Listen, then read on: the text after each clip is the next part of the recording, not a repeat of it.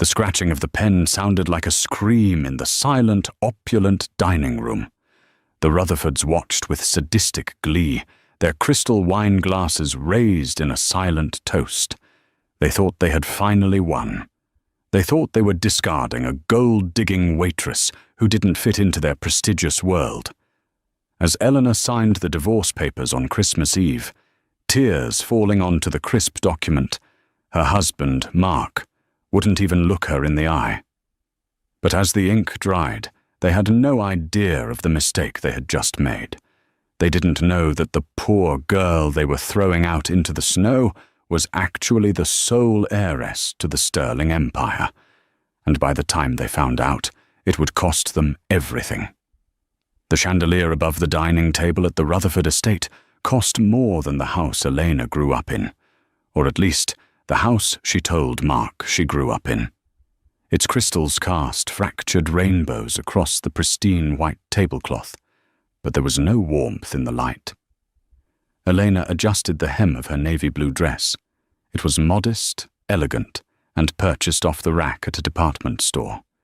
Beside the glittering designer gowns worn by her mother-in-law Beatrice and her sister-in-law Chloe, it looked like a rag. "Pass the salt, dear," Beatrice said, her voice dripping with that distinct mixture of politeness and venom she had perfected over 60 years. "If you can reach it. I know you're used to smaller tables. Cramped diner booths, wasn't it?" Chloe snickered behind her hand, sipping her vintage Merlot. "Mum, don't be rude. Elena was a waitress, not a patron. She's used to standing next to the tables." Elena felt the familiar burn of humiliation rise in her cheeks. She looked at Mark, sitting at the head of the table, her husband of 2 years, the man who had swept her off her feet in a coffee shop in Seattle, promising her that his family's money didn't define him. Mark was staring at his plate, cutting his roast goose with surgical precision. He didn't look up. He didn't defend her. "I'm happy to be here," Elena said softly, her voice trembling slightly. "It's Christmas. I just wanted us to have a nice dinner." "A nice dinner requires nice company," Beatrice muttered, loud enough for everyone to hear. She turned her gaze to her son. "Mark, darling, have you told her yet? Or are we going to pretend to enjoy this charade until dessert?" Elena's heart skipped a beat. She dropped her fork.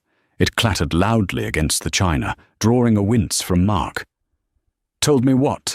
Elena asked, looking between them. The atmosphere in the room shifted. It went from passive-aggressive coldness to a sharp, predatory silence. Mark finally looked up. His eyes, usually a warm hazel, looked dull and exhausted. He looked like a man who had been browbeaten into submission, but there was a hardness there too, a resolve that terrified her. "Elena," Mark started, clearing his throat. You know things haven't been working. We've had a few arguments," Elena pleaded, reaching for his hand across the table. He pulled his hand away before she could touch him. "Every couple argues, Mark. It's just the stress of the holidays." "It's not stress, Elena," Chloe interjected, slamming her glass down. "It's you. You don't fit in. You never have. Look at you. You're wearing polyester to a Rutherford Christmas dinner. You don't know which fork to use. You embarrass him." "Chloe, stop," Mark said. But there was no fire in his rebuke. He reached under his chair and pulled out a large manila envelope. It wasn't wrapped in red paper or a gold bow. It was stark, legal, and terrifying. "My mother and I have been talking," Mark said, his voice devoid of emotion, reciting a script he had clearly been fed, "about the future of the Rutherford Group, about my image. We're merging with the Kensington firm next month. I need a partner who understands this world, who brings something to the table besides." He gestured vaguely at her. "Bills." Elena felt like the air had been sucked out of the room. "Bills? Mark, I pay for my own things. I work at the library. Pocket change, Beatrice scoffed. You are a liability, Elena. A social anchor dragging my son to the bottom of the ocean. Mark slid the envelope across the mahogany table. It stopped right in front of her plate, resting against the crystal gravy boat. I want a divorce, Elena, Mark said. It's over. The silence that followed was heavy, broken only by the crackling of the fire in the massive hearth behind them. Elena stared at the envelope. On Christmas Eve, she whispered. You're doing this on Christmas Eve. Best time for a fresh start, Beatrice said, slicing a piece of meat. Consider it a gift. We're being generous. There's a check in there for $10,000. Enough to get you back to whatever trailer park you crawled out of. Elena looked at Mark, searching for the man who had once kissed her in the rain, who had sworn he loved her simplicity. Mark, she said, her voice cracking. Is this really what you want? For $10,000, you're throwing away 2 years of marriage. Mark looked at his mother, then at his sister. They were watching him like hawks. He straightened his tie. Take the money, Elena. Sign the papers. Don't make a scene. It's the best you're going to get. Elena's hands were shaking so badly she could barely open the clasp of the envelope. Inside were 3 copies of a divorce settlement. It was standard, cold, and brutal. Irreconcilable differences, waiver of spousal support, lump sum payment, $10,000.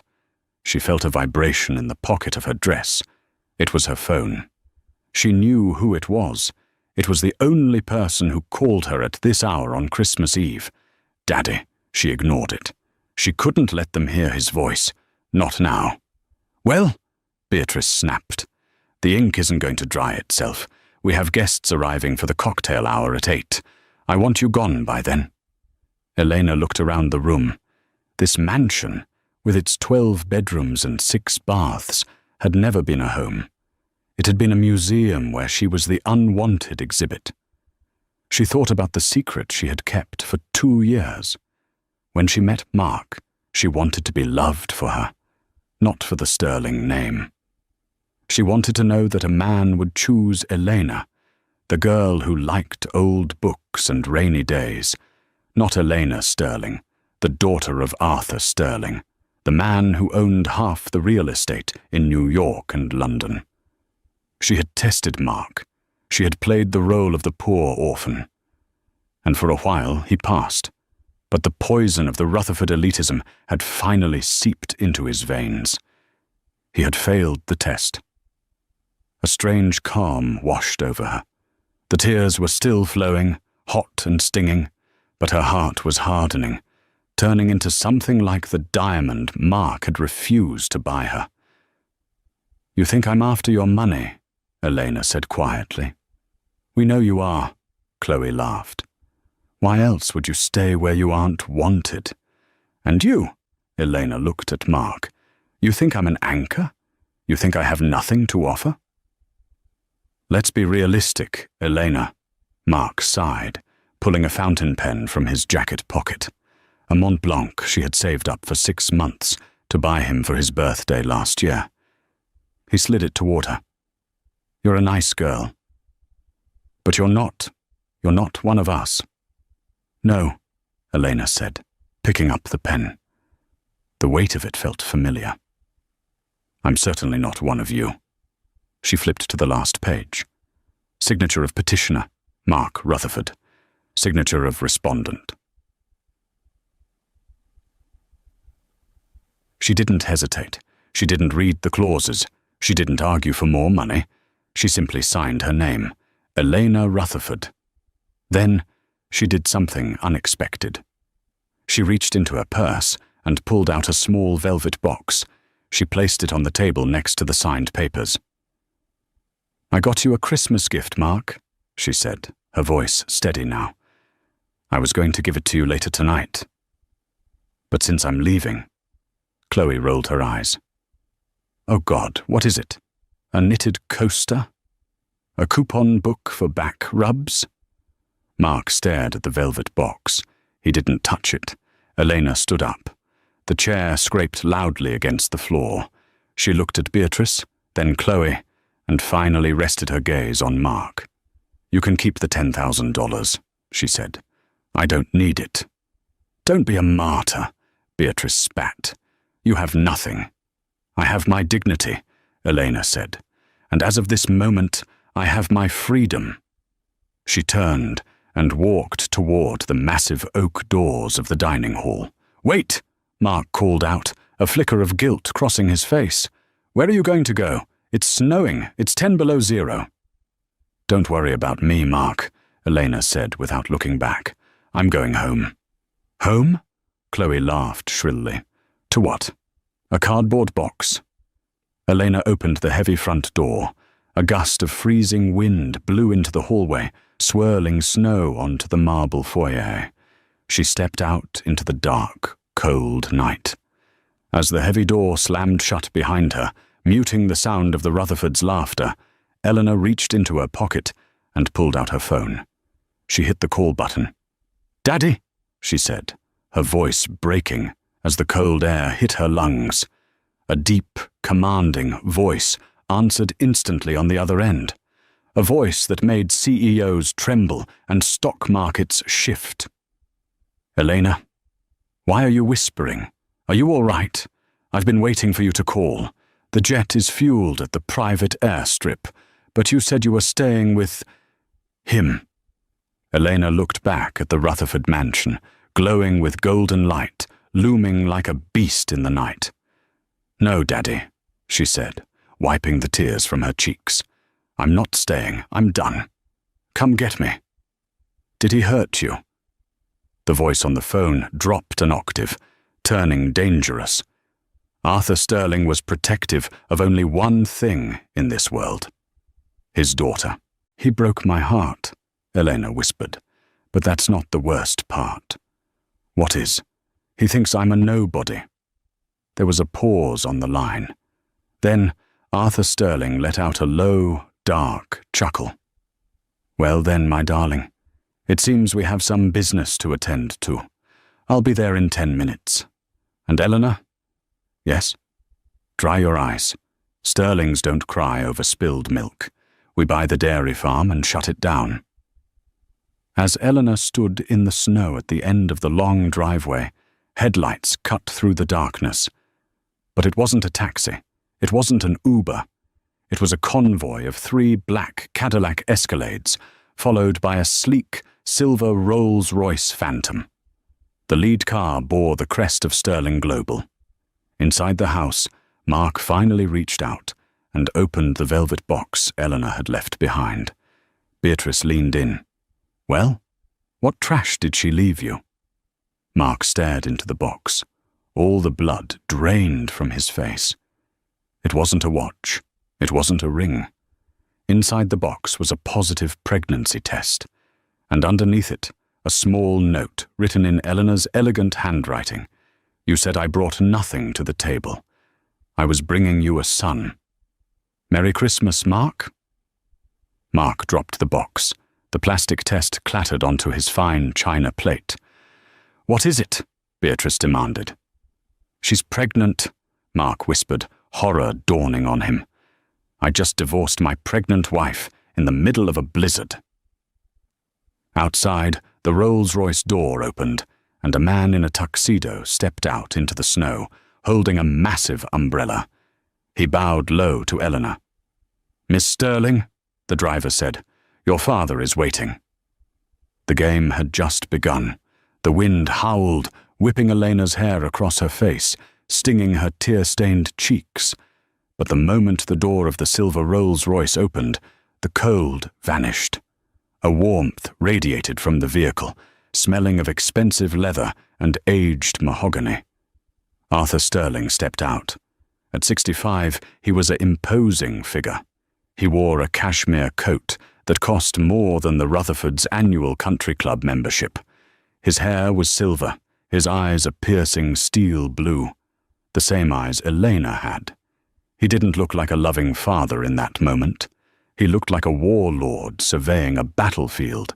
He didn't care about the snow soaking his Italian loafers. He strode toward Elena and wrapped her in a crushing embrace. "I've got you," he rumbled against her hair. "I've got you, Ellie." Elena collapsed against him, the strength finally leaving her legs. "I tried, Daddy. I really tried." "I know," Arthur said, his voice tightening.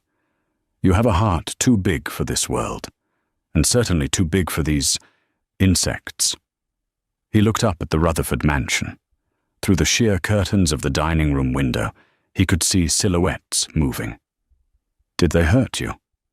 "They humiliated me," Elena sobbed. "They made me sign papers. They gave me $10,000 to leave." Arthur scoffed, a sound like a gunshot. "10,000? I tip my caddy more than that."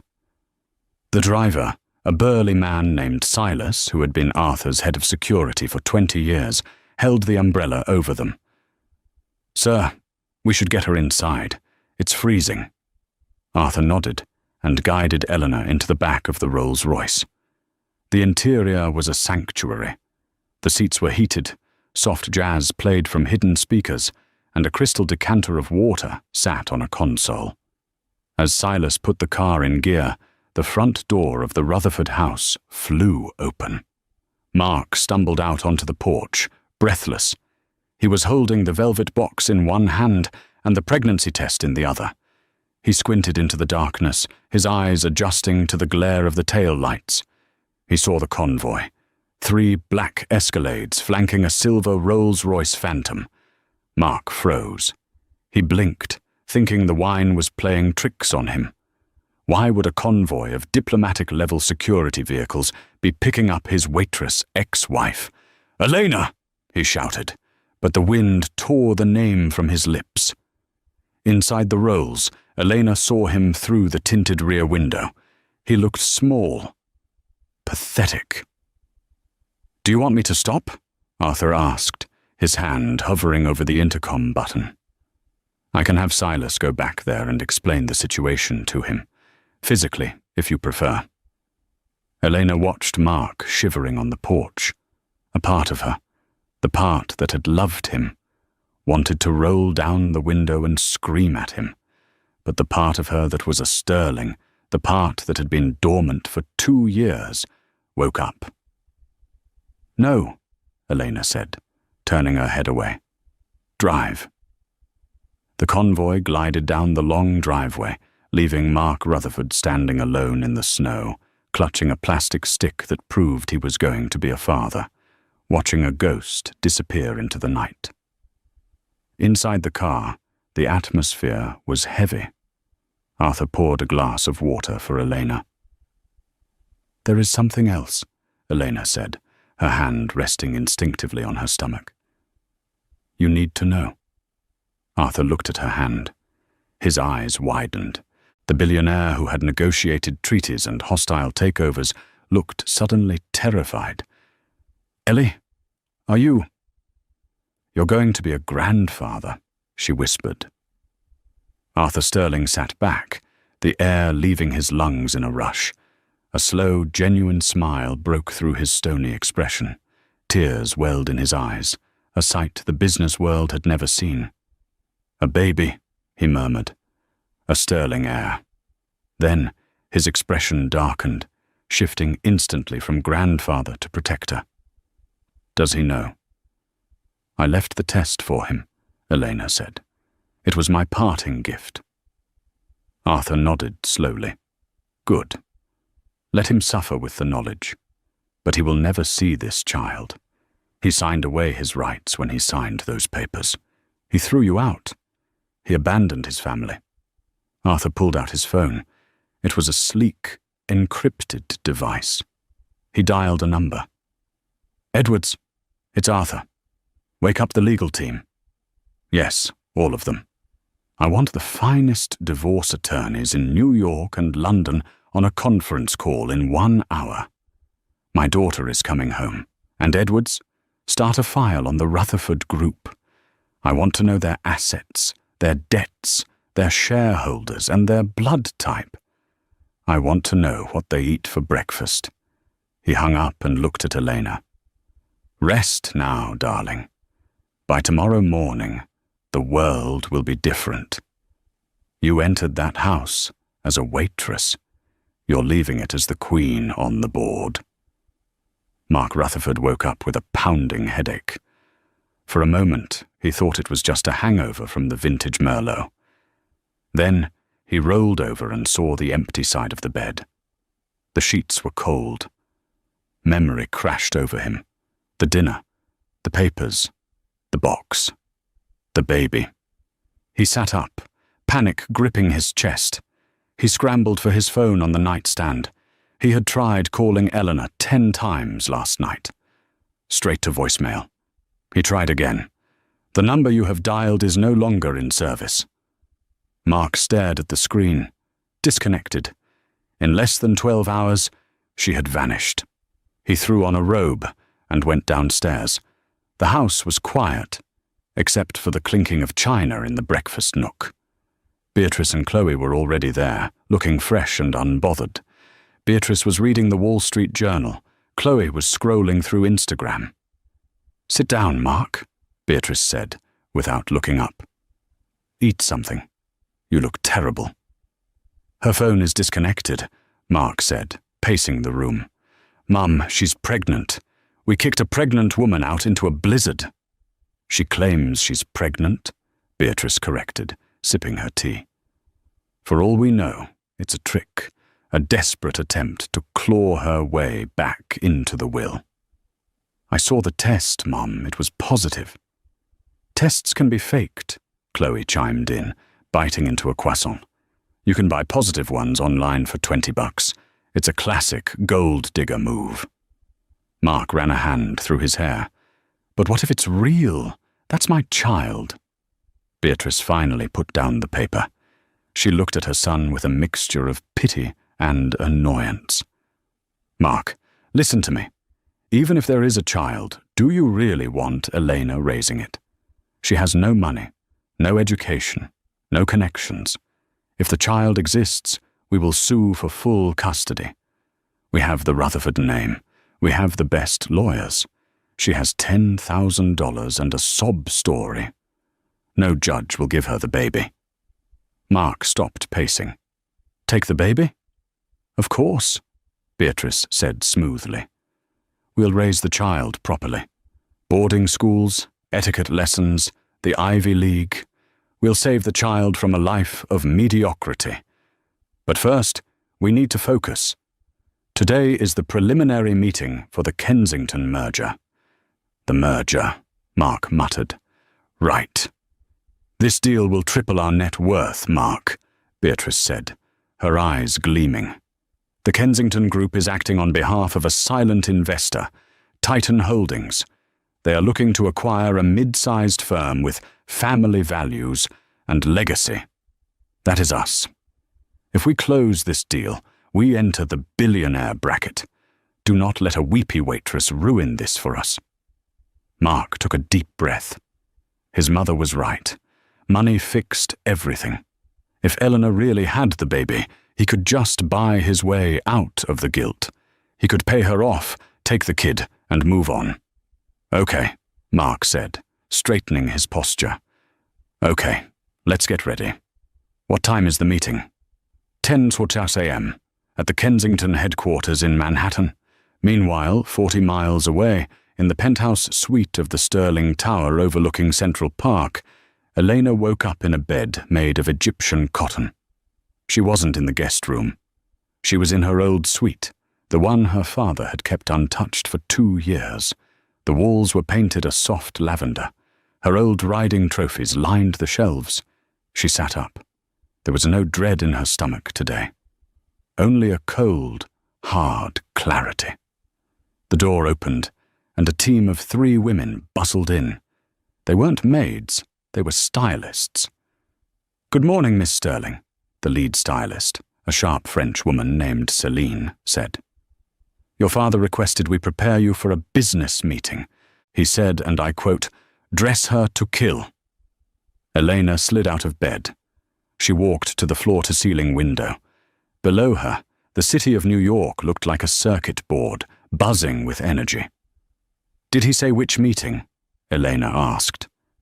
"He said you are attending the acquisition preliminary," Celine said, wheeling in a rack of clothes. "He said you are the new acting CEO of Titan Holdings." Elena froze. Titan Holdings. She knew her father's shell companies. Titan was the entity buying the Rutherford Group. A slow smile spread across her face. It wasn't a nice smile. "I see," Elena said. She turned to the rack of clothes. Gone were the polyester dresses from the department store. Gone were the sensible flats. Hanging there were power suits from Chanel, Armani, and McQueen. "No," Elena said, pushing aside a navy suit. "Not blue. Mark likes blue. He thinks it makes me look sweet." She reached into the back and pulled out a suit in a deep, blood-red crimson. It was sharp, tailored, and aggressive. "This one," she said. "Excellent choice," Celine said. "And for jewelry?" Elena walked to her vanity. She opened a safe hidden behind the mirror. Inside sat the sterling diamonds, heirlooms that had been in the family for generations. She bypassed the modest pearls. She reached for a necklace her mother had left her. A platinum chain holding a single, massive black diamond, surrounded by rubies. It looked like a drop of dark blood. "This one," Elena said. An hour later, Eleanor looked in the mirror. The girl who had cried over a roast goose was gone. In her place stood Eleanor Sterling. Her hair was pulled back in a severe, elegant chignon. Her makeup was flawless, emphasizing her sharp cheekbones and icy eyes. The red suit screamed power. The diamond screamed wealth. She walked out to the living room where Arthur was waiting. He was drinking espresso and reading a dossier. He looked up, and pride swelled in his chest. "You look like your mother," he said softly. God rest her soul. She would have enjoyed this. "Are the papers ready?" Elena asked, pulling on the black leather gloves. "Everything is set," Arthur said, standing up. "The Rutherfords think they are meeting with a representative named Mr. Smith. They have no idea Titan Holdings is a sterling subsidiary." "And the divorce?" "My lawyers filed it at 9 a.m. this morning," Arthur said. "But we filed in a different jurisdiction. We filed based on fraud and emotional distress. We froze their joint accounts pending investigation." "They don't know that yet," Elena noted.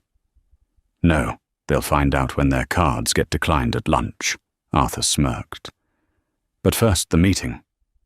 Arthur walked over to her and placed his hands on her shoulders. "Elena, are you sure you want to do this? You don't have to be in the room.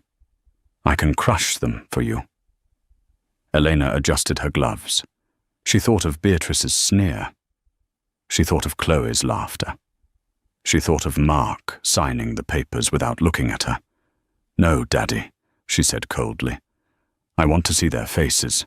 I want them to know exactly who they threw away." "Very well," Arthur offered his arm. "Shall we go buy a company?" The conference room at Kensington Corp was all glass and steel. Mark, Beatrice, and Chloe sat on one side of the long table. They were nervous. This was the big leagues. "Stop fidgeting, Mark," Beatrice hissed. "You're wrinkling your suit." "Where are they?" Mark checked his watch. "It's 10:05. "Power play," Chloe whispered. "They make us wait to show they're in charge." "We are the Rutherfords," Beatrice said, though her voice wavered slightly. "We are partners, not beggars." Suddenly, the heavy double door swung open. A team of 6 lawyers in matching grey suits marched in, placing thick binders on the table. They didn't speak. They stood behind the empty chairs on the opposite side. Then, a man announced from the doorway, "Please rise for the chairman of Sterling Global and the CEO of Titan Holdings." Mark frowned. "Sterling Global? I thought we were dealing with Kensington." Beatrice went pale. "Sterling! That's Arthur Sterling, the billionaire. Why is he involved?" Before they could process the name, Arthur Sterling walked in. The room seemed to shrink around his presence. He didn't look at them. He walked to the head of the table and remained standing. "And," Arthur said, his voice booming, "my daughter, the CEO." Mark's breath hitched. He watched the doorway. A woman walked in. The click of her red-soled stilettos echoed on the marble floor. She wore a blood-red suit that fit her like a second skin. She radiated wealth, power, and danger. She walked to the chair opposite Mark. She placed a familiar black leather portfolio on the table. She looked up. Mark's mouth fell open. Beatrice dropped her pen. Chloe gasped audibly. It was Eleanor. But it wasn't the Eleanor they knew. This wasn't the waitress. This was a queen. "Hello, Mark," Eleanor said, her voice smooth and cold as ice. "I believe we have some unfinished business, and I'm not talking about the dinner dishes." Mark stood up, knocking his chair over. "Elena? What? What are you doing here?" "Who?" "Sit down, Mr. Rutherford," Arthur Sterling barked. "You're in the presence of my daughter, Elena Sterling, sole heiress to the Sterling Empire." The silence that followed was absolute. It was the sound of 3 worlds shattering at once. Elena smiled. "Now, let's talk about this merger. Or should I say, acquisition." The air in the conference room was so thin it felt like the oxygen had been vacuumed out. Mark Rutherford stared at the woman in the red suit. His brain couldn't reconcile the images. Elena, the waitress, who wore oversized sweaters and made hot cocoa on rainy nights, and Elena Sterling, the shark sitting across from him with a gaze that could cut glass. "Sterling?" Beatrice whispered, her face draining of color until her foundation looked like a mask. She looked at Arthur, then at Elena. This is a joke, a cruel prank." "I assure you, Mrs. Rutherford," Arthur said, taking a seat at the head of the table and leaning back comfortably. "My checkbook has no sense of humor." "But you said your father was a mechanic," Mark blurted out, his voice cracking like a teenager's. "You said he fixed cars in Ohio." Elena didn't blink. She opened the leather portfolio in front of her. "I said he fixes things. Sometimes he fixes broken engines. Sometimes he fixes broken companies. And sometimes," she paused, her eyes locking onto Mark's, "he destroys things that are beyond repair." "Why?" Mark asked, clutching the edge of the table. "Why did you lie to me for 2 years?" "I didn't lie, Mark. I omitted," Elena said calmly. "I wanted to know if you loved me. Just Elena. Not the money, not the jet, not the empire. And for a while I thought you did." She gestured to the empty space on her ring finger. "But we saw how that ended. Now, if you're done gasping, I have a company to acquire." Beatrice, ever the survivor, straightened her spine. She forced a smile that looked more like a grimace. "Well," she smoothed her skirt, "this is unexpected. But ultimately it's good news, isn't it? We're family, Elena. Technically, you're still a Rutherford until the papers are processed. This makes the merger even smoother. We can keep it all in the family." Arthur let out a dry, barking laugh. "The audacity is impressive, madam. I'll give you that." "We are here to discuss business," Elena cut in, silencing her father with a subtle hand wave. "You are under the impression that Titan Holdings wants to merge with Rutherford Group, that you will retain your seats on the board, that you will receive a payout of $50 million. "That was the agreement with the Kensington reps," Chloe said, trying to sound tough but failing. "The Kensington reps were placeholders," Elena said. She pulled a document from her folder and slid it across the table.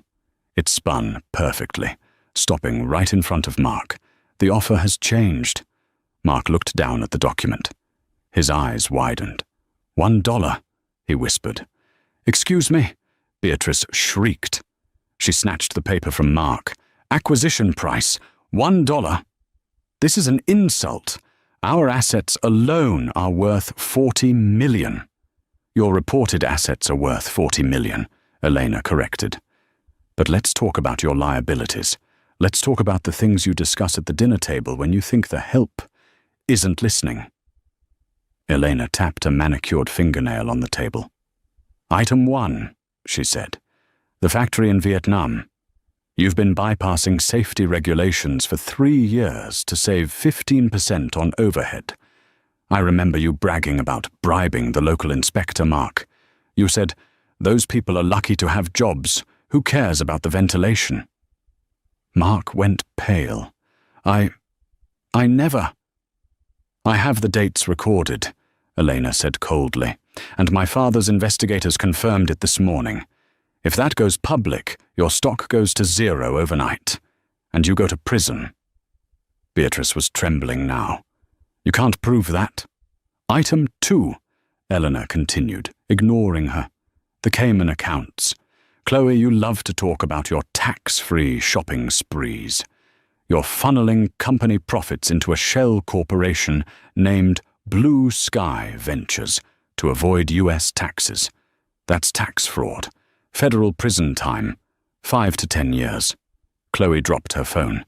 It hit the carpet with a dull thud. And item 3, Elena said, her voice dropping to a dangerous whisper. The loans. You're leveraged to the hilt.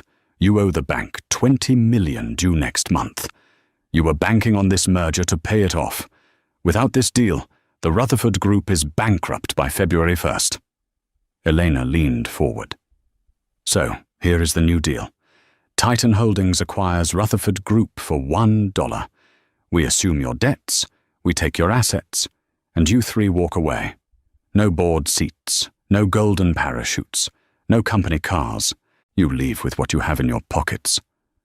I won't sign that, Beatrice hissed, slamming her hand on the table. I built this company. I won't let a spiteful little girl steal it from me. Elena stood up slowly. She looked 10 feet tall.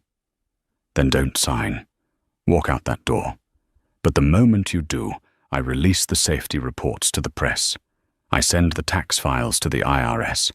And I call the bank, which, by the way, my father owns a controlling interest in. And I tell them to call in your loans immediately. She checked her diamond watch. You have 5 minutes. After that, I destroy you. The silence stretched, agonizing and brutal. Mark looked at his mother.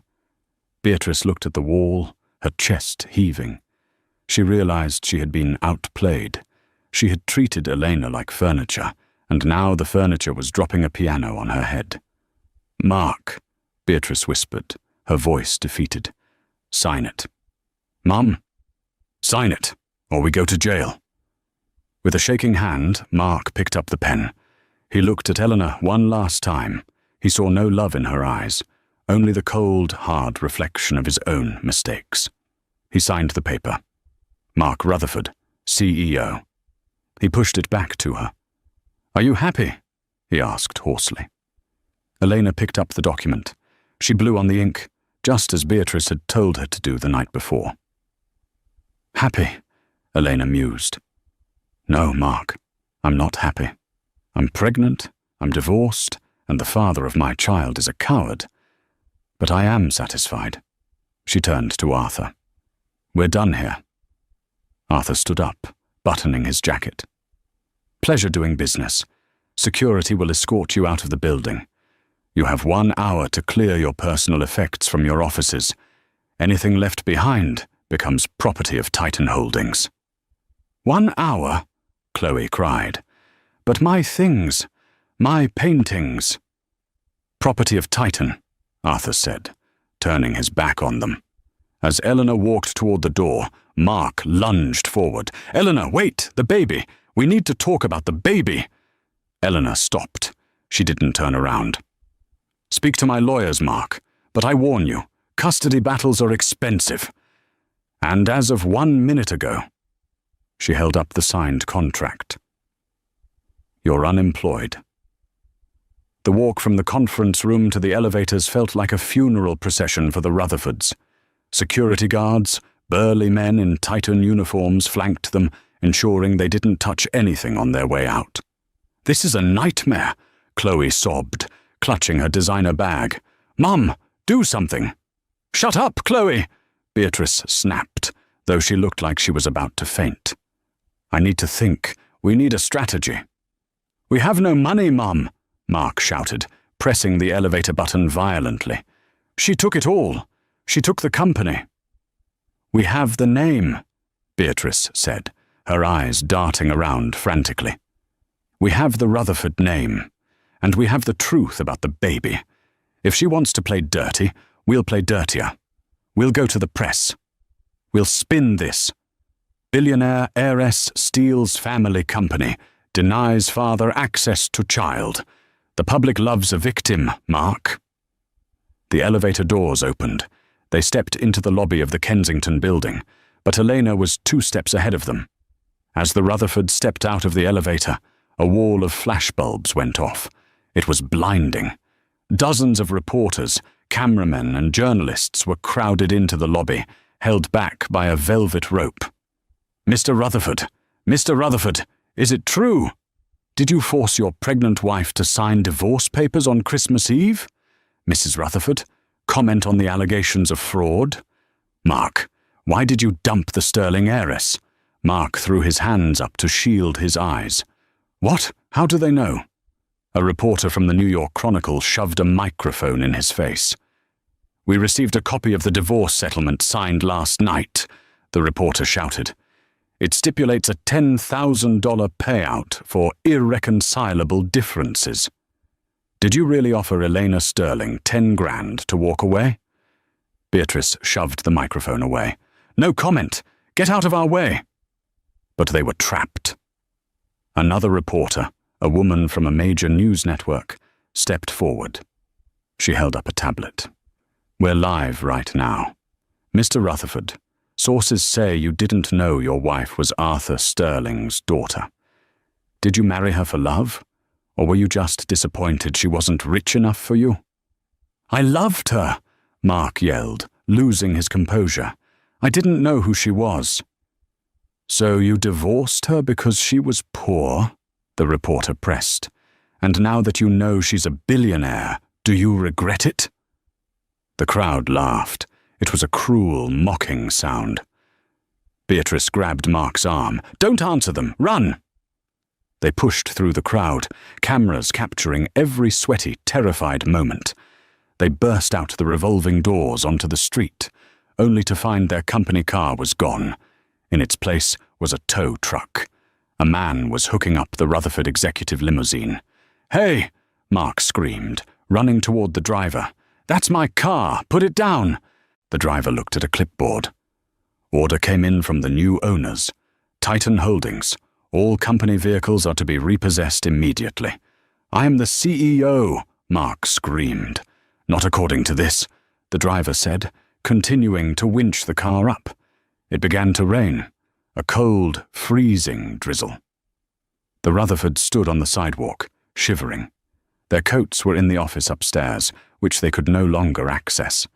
Passers-by were stopping to take videos on their phones. Rutherford Ruined was already trending on Twitter. Mark's phone buzzed. It was a notification from his banking app. Alert. Joint account frozen due to pending legal investigation. "Mom," Mark said, his voice trembling. "My cards are locked." Beatrice checked hers. "Mine too." They were stranded in Manhattan, in the rain, with no car, no money, and the entire world laughing at them. High above, on the 40th floor, Elena watched the scene from the window. She held a cup of hot tea in her hands. Arthur stood beside her. "Brutal," he commented, watching the tow truck drive away with the limo. "But necessary. They cared so much about image, Elena said softly. Now their image is the only thing they have left, and it's destroyed. What now? Arthur asked. We have the company. We have the revenge. Do you want to go home? Elena turned away from the window. She walked over to the large boardroom table where the signed acquisition papers lay. Not yet, she said. Beatrice isn't done. I know her. She's like a cockroach. She'll survive the nuclear blast and try to bite your ankle. She's broke, Elena. What can she do? She mentioned the baby, Elena said, her hand going to her stomach again. She'll try to use the baby as leverage. She'll sue for custody. She'll try to paint me as an unfit mother, a mentally unstable rich girl who ran away. Arthur's eyes narrowed. Let her try. I'll bury her in legal paperwork for 50 years. No, Elena said. I don't want a legal battle that lasts for years. I want this ended. Permanently. She looked at her father. I need you to organize a gala, the Sterling New Year's Eve charity ball.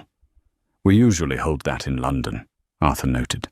This year, we hold it here, in New York, and I want you to invite everyone, the press, the partners, the elite. And the Rutherfords? Arthur raised an eyebrow. Especially the Rutherfords, Elena smiled coldly. Beatrice won't be able to resist. She'll think it's her chance to make a scene, to beg for mercy, or to try to blackmail me in public. She's addicted to the spotlight. And when she gets there, Elena said, I'm going to reveal the final secret. The one thing Mark doesn't know about why I really left the diner that day, 2 years ago. Arthur looked confused. I thought you left to find yourself. That's part of it, Elena said. But there's more. Mark thinks he's the victim of a misunderstanding. At the ball, I'm going to show the world that the Rutherfords aren't just snobs, they're criminals. And I'm going to put the final nail in the coffin on live television. You have a plan, Arthur stated. I have a video, Elena corrected. A recording from the security camera in their own dining room. The one they forgot was installed. Arthur grinned. It was a predatory, shark-like grin. I'll send the invitations. Down on the street, Beatrice huddled under the awning of a coffee shop, shivering. We're not done, Mark, she chattered, her teeth clicking together. She thinks she won? She has no idea. Mum, give it up, Mark groaned. We lost. We never lose, Beatrice snapped. She pulled a crumpled piece of paper from her purse. It was an invitation to the Sterling New Year's Eve ball. It had been sent to Mark's email automatically before the system locked him out, and she had printed it at the hotel business center before they left. She's hosting a ball, Beatrice said, her eyes gleaming with madness. New Year's Eve. Everyone will be there. So, Beatrice smiled, and it was terrifying. We're going to crash it, and we're going to tell everyone that Elena isn't just pregnant. We're going to tell them she's insane, that she faked her identity to entrap you, that she's unfit. We'll make a scene so big they'll have to settle with us just to make us go away. That sounds dangerous, Chloe said. It's our only shot, Beatrice said. Get up. We have a party to prepare for. New Year's Eve in New York City is electric, but inside the grand ballroom of the Plaza Hotel, the atmosphere was nuclear. The Sterling Gala was the ticket of the decade. Billionaires, senators, and A-list celebrities mingled under gold leaf ceilings, sipping champagne that cost more than a Honda Civic. Elena stood on the balcony overlooking the ballroom. She wore a gown of shimmering gold sequins that pooled around her feet like liquid metal. It was a statement. She was no longer the mourning wife in navy blue, nor the vengeful CEO in crimson. She was the trophy. She was the gold standard. They're here, Arthur said, appearing beside her. He adjusted his tuxedo cuffs. Security let them through the service entrance, just as you instructed. They think they sneaked in." "Do they look desperate?" Elena asked, swirling her sparkling water. "They look like drowning rats in designer suits," Arthur replied. "Beatrice is wearing a dress from 3 seasons ago. The horror." Elena smiled, but it didn't reach her eyes. "Let's go down. It's almost midnight." Down on the floor, the Rutherfords were huddled near the shrimp tower. They stuck out like sore thumbs. While the other guests were relaxed and joyous, Mark, Beatrice, and Chloe were sweating, their eyes darting around nervously. "This is it," Beatrice whispered, clutching a glass of wine she hadn't paid for. "When the countdown starts, everyone will be looking at the stage. That's when we strike. We get on that stage, we grab the microphone, and we tell the world that Arthur Sterling is holding his mentally unstable daughter hostage and keeping her from her husband." "Mum, look at her," Mark said, his voice hollow. He was staring up at the grand staircase. Elena was descending, arm in arm with her father. The crowd parted for them like the Red Sea. She glowed. She looked untouchable.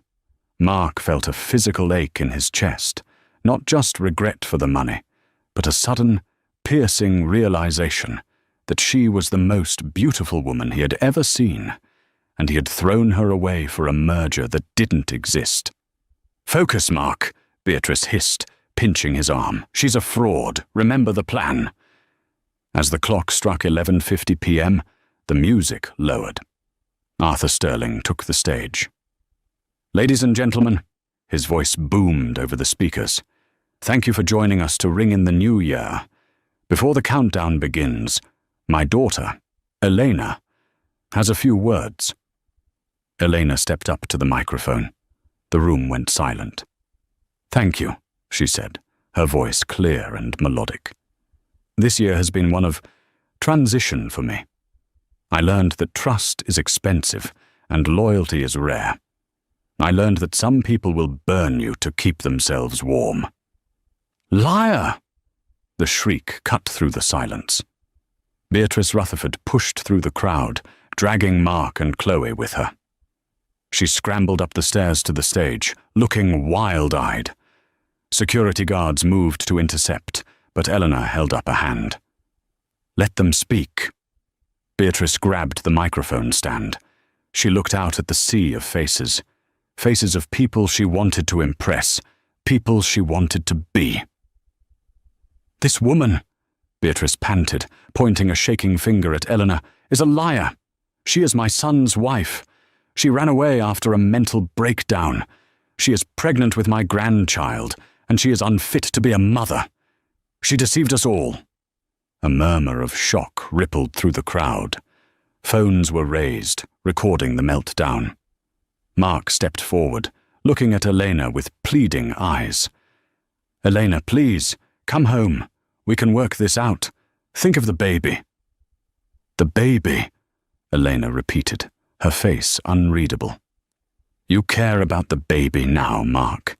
You didn't care much when you handed me divorce papers as a Christmas gift." "I didn't know," Mark cried. "If I had known—" "If you had known I was a Sterling, you mean?" Elena finished.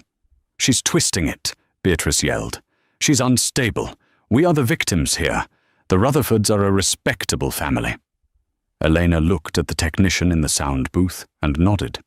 "Respectable," Elena mused. "Let's see about that." Behind her, a massive LED screen that was set up for the countdown flickered to life, but instead of a clock, it showed a grainy, high-definition video. It was the dining room of the Rutherford estate. The date stamp in the corner read December 24th, 7:00 p.m. The crowd gasped. It was the Christmas dinner. On the screen, Beatrice was cutting her goose. Her voice boomed through the ballroom speakers, crisp and clear. "Mark, darling, have you told her yet? Or are we going to pretend to enjoy this charade until dessert?" The audience watched in horrified fascination as the scene played out. They saw the envelope. They heard the insults. "You are a liability, Elena. A social anchor dragging my son to the bottom of the ocean." Mark closed his eyes on stage. He couldn't watch, but the video didn't stop at the divorce signing. It jumped forward to after Elena had walked out into the snow. The camera was still rolling. On the screen, Beatrice was sipping wine, looking triumphant. "Finally," Video Beatrice said. "Now that the trash is gone, we can focus on the real issue." "The audit," Video Mark said nervously. "Mum, if the merger happens, the auditors are going to see the books. They're going to see the $2 million missing from the employee pension fund." The room gasped. In the real world, Beatrice froze. On the screen, Beatrice laughed. "Don't be stupid, Mark. We'll use the signing bonus from the Kensington deal to plug the hole in the pension fund before anyone notices. And if they do notice, we blame it on the incompetent accounting of the previous administration. Or," she paused, smiling wickedly, "we blame it on Eleanor. We say she had access to the accounts. Who are they going to believe?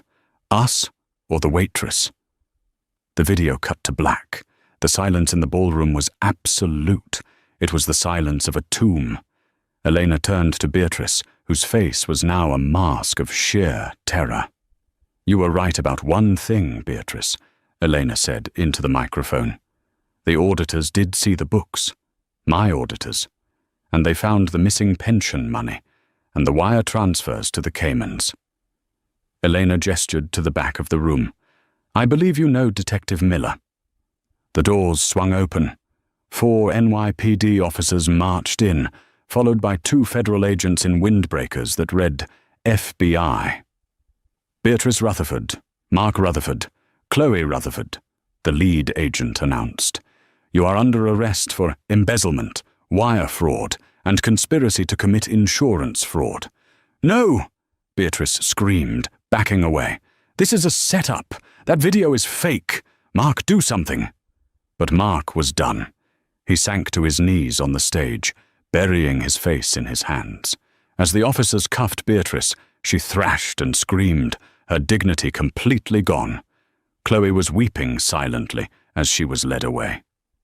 Mark was the last to be cuffed. He looked up at Eleanor. "I loved you," he whispered. "In the beginning I really did." Eleanor looked down at him. There was no hate in her eyes anymore, only pity.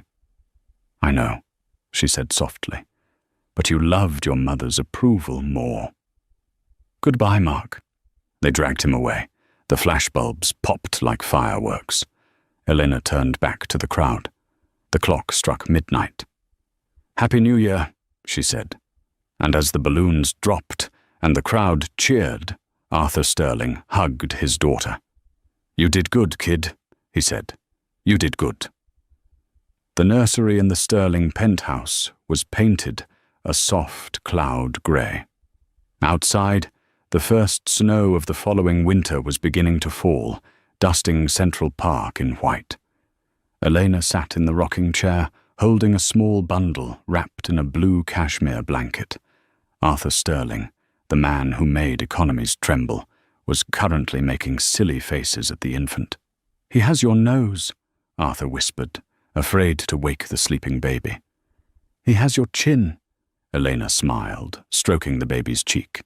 "Determination." "What did you name him?" Arthur asked. "You still haven't told me the middle name." "Leo," Elena said. "Leo Arthur Sterling." Arthur's eyes grew misty. He cleared his throat, trying to maintain his composure. "Strong name, a good name for a CEO."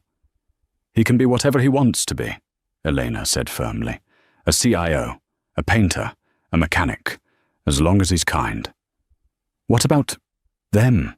Arthur asked, his voice hardening slightly. "The trial ended yesterday," Elena said, looking out the window at the snow. "Beatrice got 15 years, fraud and embezzlement.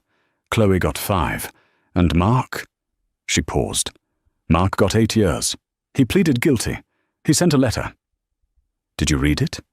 No, Elena said. She looked at the fireplace, where a fire was crackling warmly. I burned it. She looked down at little Leo. He yawned, his tiny hand gripping her finger. The Rutherfords were a memory, a scar that had faded. They had wanted a legacy, a name, a dynasty. In their greed, they lost it all.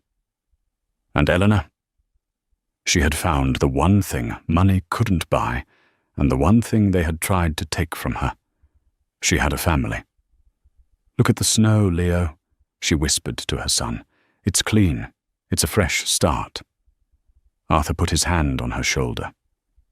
Dinner is ready. Chef made roast goose. Elena laughed, a genuine bubbling sound. Tell him to send it back, she said, standing up with her son in her arms. I'm in the mood for pizza. And that is the ultimate revenge. The Rutherfords didn't just lose their money. They lost their freedom and their legacy, all because they couldn't see the value of the person right in front of them. Elena burned the letter, closing that chapter forever and choosing her son over the past. What do you think? Did Mark deserve a second chance, or did he get exactly what was coming to him? Let me know in the comments below. I read every single one. If you enjoyed this roller coaster of drama, justice, and karma, please give this video a big thumbs up and subscribe to the channel. Don't forget to hit that bell icon so you never miss a new story. We have a crazy cheating revenge story coming up next week that you won't believe. Thanks for watching, and see you in the next one.